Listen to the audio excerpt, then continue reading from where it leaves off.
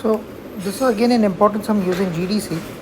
So what you have to do in this case is, if fx is root of 1 minus x and gx is equal to x square, you have to find a, the domain and range of f of gx, f composite gx, b, domain and range of g of fx.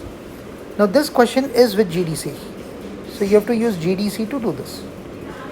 So it's very simple. Whenever you're finding domain and range with GDC, you should find a composite and put that in the calculator and get the answer. So if you're finding f of gx over here in the first step, so f of gx is f gx. Now f, you know your gx is x square. So you put your x square in your fx, so you'll get root of 1 minus x square. Now you take my calculator, I graph it on the calculator. You'll get a curve like this. You'll get a semicircle like this. So basically this lies between minus 1 and 1. Correct? So your domain will be minus 1 is less than equal to x is less than equal to 1. Now due to your calculator resolution, these points may not show touching, but remember it's touching. Range are the y values. The minimum, you look at down and look it up. So minimum is 0, maximum is 1. Now we are finding the domain and range of g of fx.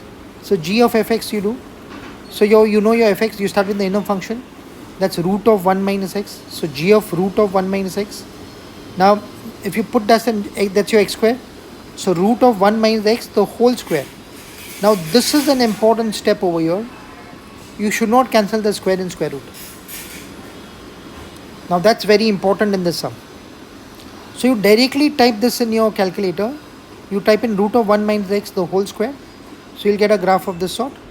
So you can clearly see from the graph that your x is less than 1. So x is taking all values up to 1 and y is taking all the values above 0. So y is greater than or equal to 0 and x is less than 1. So this is very important. You cannot cancel the square in square root when you're finding composite function. So please remember that, an important sum to do.